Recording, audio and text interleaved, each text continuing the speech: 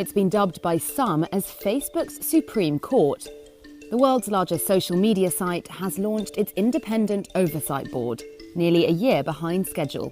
This has never been established before. It is an experiment. The timeline is to start working immediately. We assume that a lot of people have many complaints.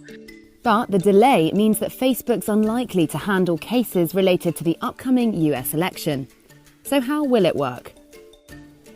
It was created in response to criticism over the way the social network handles problematic content. It was probably around the time when it became public. I think Mark Zuckerberg first publicly floated the idea in 2018.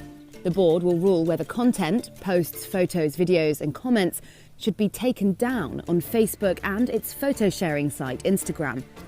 These can be submitted by users or Facebook itself.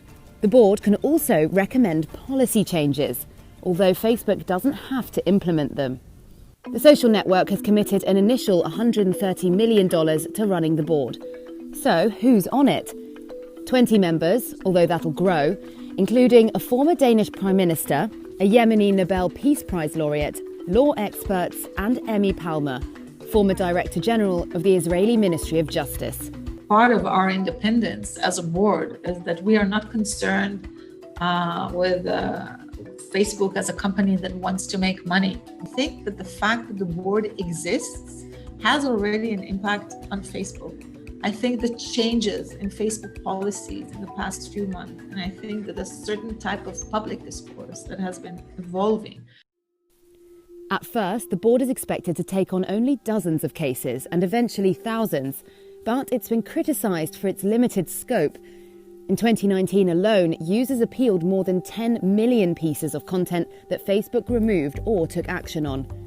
But Facebook's head of global affairs, Nick Clegg, says the chosen cases will have wider relevance. It's an experiment which is of great, I think, significance for anyone who's interested in that boundary, that barrier between free expression and content which should not circulate on global social media platforms. The late launch means the board is unlikely to handle cases related to the US election on November 3rd. This has come under fire. Tech watchdog Accountable Tech said the launch would be too late to address Facebook's deficiencies ahead of the election.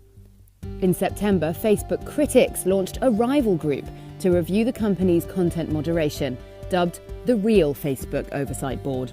I suspect in the long run, the credibility and worth and legitimacy of this Oversight Board will only really be established as and when it starts hearing cases and people see how it is arriving at wise and difficult judgments on very tricky content issues.